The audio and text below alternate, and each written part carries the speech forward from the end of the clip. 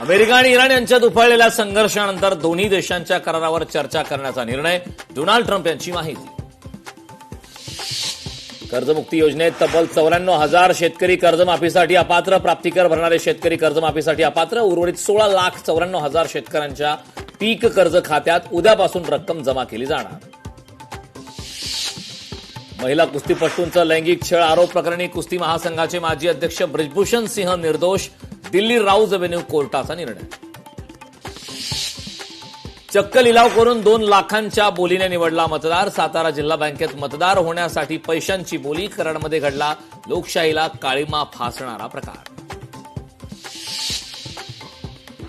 जुहू चौपाटीवर कचऱ्याचे साम्राज्य. 22 दिवसांपासून परिस्थिती जैसे थे. लोकशाही मराठीचा सलग 22व्या दिवशी रिअलिटी चेक. मुंबईसह ठाणे, रायगड, पुण्याला ऑरेंज अलर्ट. सोसाट्याच्या वाऱ्यासह जोरदार पावसाची शक्यता. पाकिस्तानचा मोठा कट उधळला. राजस्थान सीमेवर मोठी कारवाई. बिकानेर सीमेवर ड्रोनद्वारे पाकिस्तानातून आलेले 50 कोटींचे ड्रग्ज आणि 11 अत्याधुनिक शस्त्रे जप्त.